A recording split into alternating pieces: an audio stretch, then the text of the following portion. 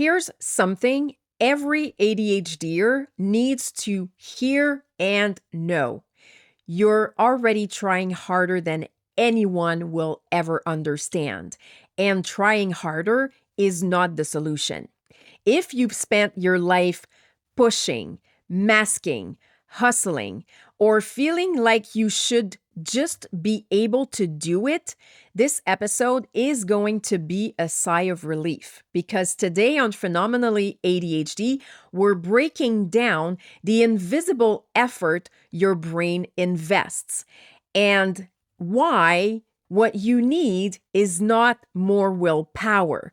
It's less friction between your brain and the world around you. Welcome to the show.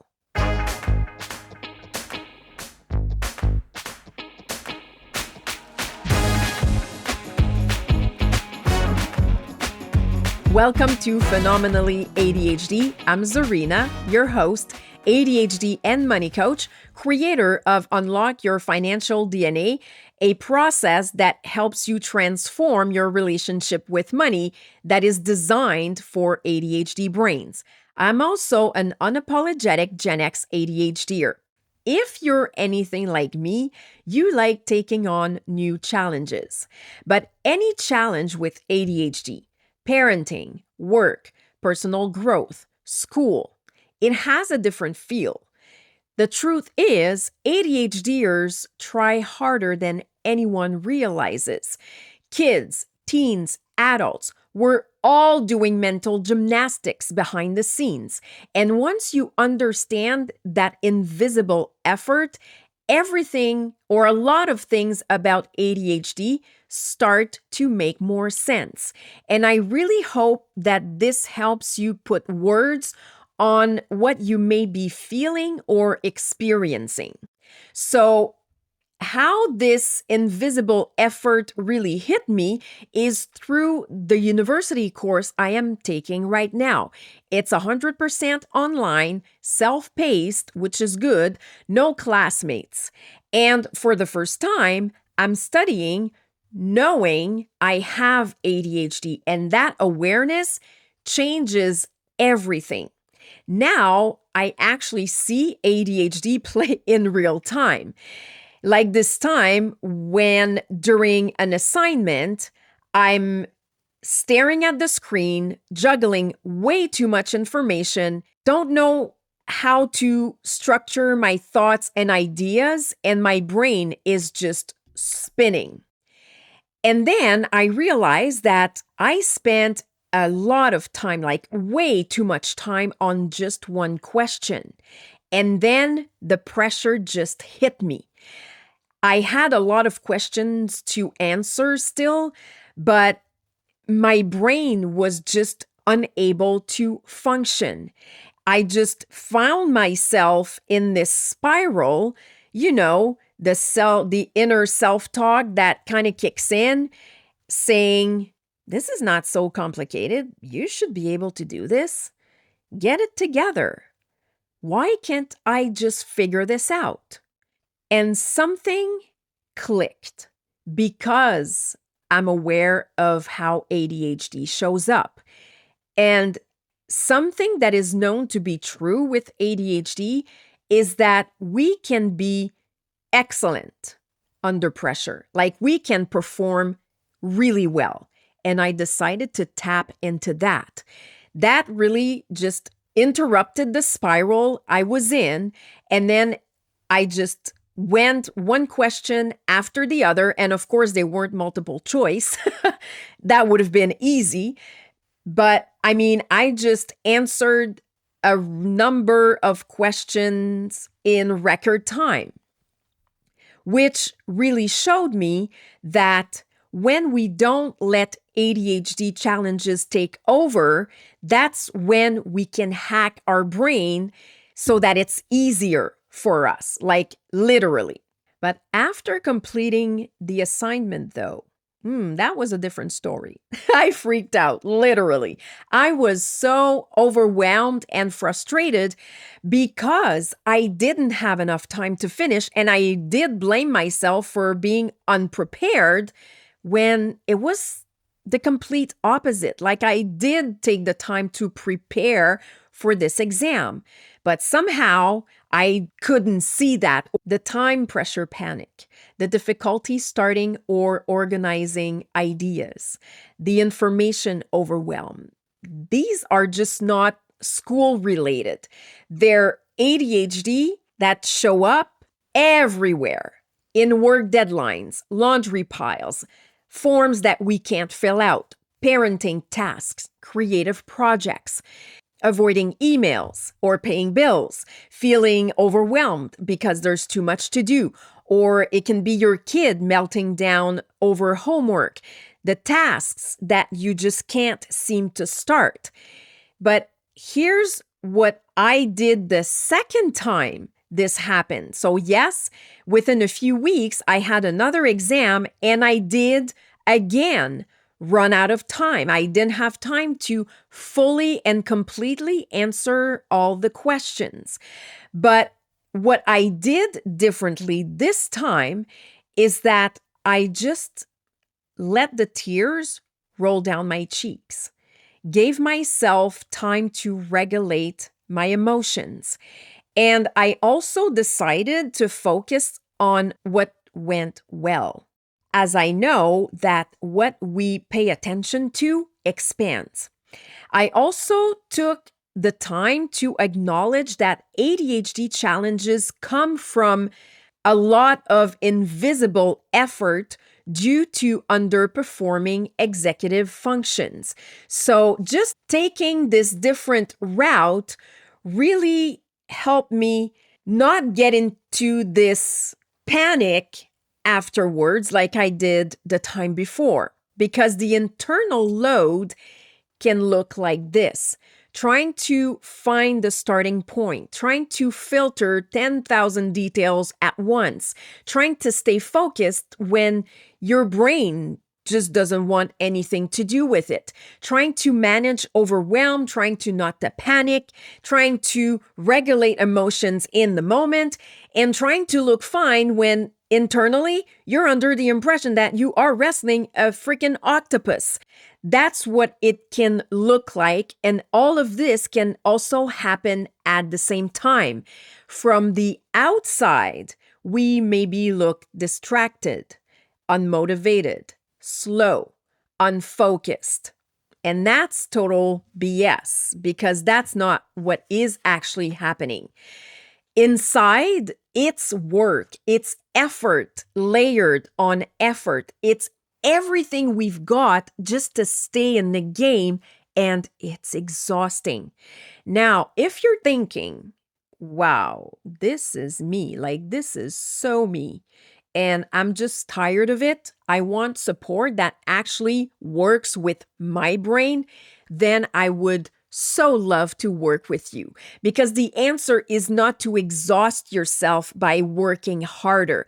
It's trying to find ways to reduce the unnecessary effort. So to just take some of the friction out. And my coaching is totally designed for ADHD women who are done battling themselves and are ready to understand their wiring, because that's the key. That's the key that unlocks confidence and working with systems that finally fit. Not only they work, but they fit with your brain. And that is just amazing what you can do when you do have those systems that work with you and for you.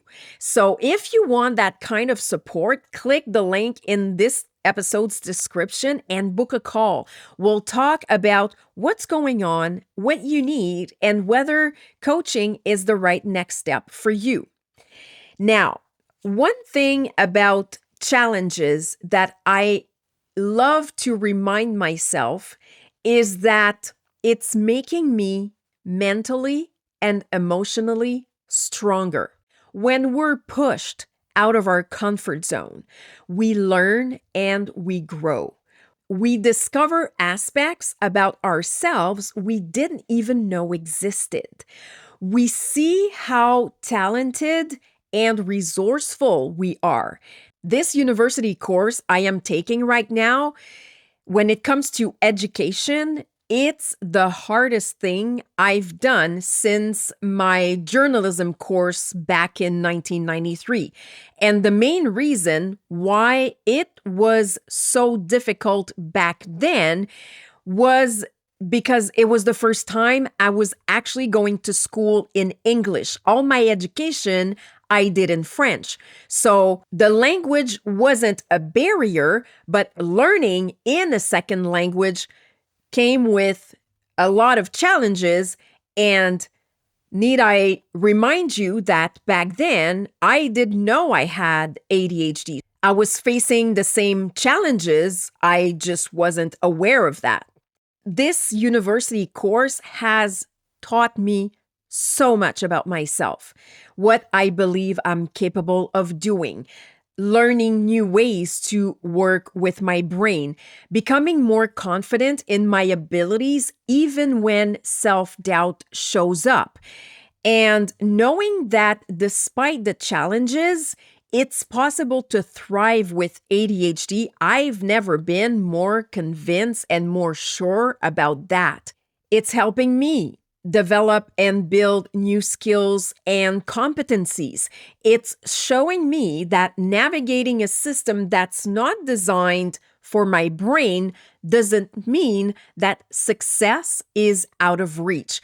And I think that's one of the biggest realization that I came to so far.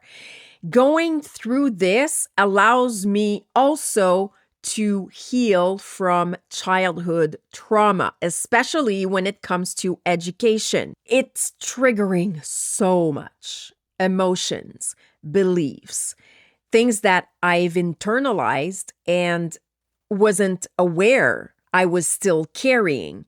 And what is great about that is that I can actually see what is no longer serving me, what is actually getting in the way aside from ADHD, and what I can actually release, let go, and just say, okay, this is part of my story, but I don't need to carry it anymore. And it also helped me see my younger self differently because she's the one who felt insecure, unseen, misunderstood, and broken. But what I can tell her now that I know all this, because the adult, of course, is able to rationalize, right? So what I can do is reassure her and tell her that everything is okay, that she didn't do anything wrong, that she was never lazy, she was not unmotivated, she was not applying herself. She was just trying to survive in an environment that she didn't understand because she felt different and because no one even suspected that she had ADHD.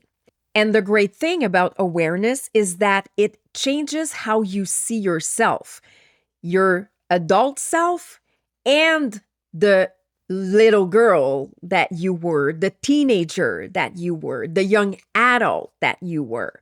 And it also changes how you support the people you love, even yourself. And there are a lot of ways to support your ADHD mind or someone else's. And support for ADHD isn't about lowering the bar. It's about removing friction so we can reach the bar we're already capable of hitting. Different situations are going to create different friction points. And I want to share with you a few examples of what meaningful ADHD support looks like. ADHD brains need visible steps. You probably know that. Like vague commands like organize the paperwork or get rid of the clutter is not going to work. Instead, what you can do is ask someone to look at the steps with you and help you choose the first one. Not all of them, but just the one that is going to get you into action instead of anything else that you're doing besides doing what you know you have to do. And that's exactly what I did with my husband the last time after the last exam when I, didn't have enough time to finish. And I actually came up with a new strategy that I am going to try to manage my time better during exams. I don't know if it's going to work. I don't know how it's going to play out. But what I did the last time and the time before was set a timer for the entire duration, which was, I think, 3 hours. Next time, what I'm going to do is take the number of questions and divide that by the time I have to do the exam. So it should give me, usually it's between 10 and 12 questions. So it will make it more clear the time I have to answer each questions. Of course, with multiple choice, it's not going to take me 10, 15 minutes to answer, which is going to give me more time for the other questions where you need to develop and think about your answer and make it coherent. So will it work? I don't know. I'll have to test it to see if it does. Which leads me to the second tip to support ADHD minds, and it's to borrow executive functions temporarily. So that's what I did with my husband. I just borrowed a bit of his executive functions because as ADHDers, oftentimes we know what to do, but we just can't access our skills when there's too much pressure. And sometimes we just need someone to lend us clarity, sequencing, prioritizing, time estimation, or emotional grounding. That's activation support. And once we're activated, my friend, we just run with it. The third way to really help an ADHD mind is to support emotional regulation. If the nervous system isn't regulated, nothing is going to happen. Not for kids, not for teens, not for adults. So what you want to do is focus on the state by asking, what would help me feel grounded enough to start? Because an ADHD brain that is regulated can almost do anything. Next, or another thing you can do is validate the effort for yourself and for your kids or your teen, but do it for yourself because specific motivation matters as it builds momentum. And of course, it's nice to have someone else acknowledge how hard we've tried, how we were able to overcome the challenges. But when we give that to ourselves, it's so much more powerful. So you can say things like, starting was hard and you did it.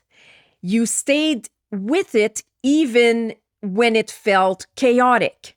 You figured out what you needed. Great job. And another thing you want to do is surround yourself with like-minded people. We all need to feel heard, seen, and understood. But the best way to get that with ADHD is to have people that have a brain like yours to talk to vent and share your reality with. People who really get what it's like to have a brain that comes with unique characteristics, challenges, strengths, abilities, and talents.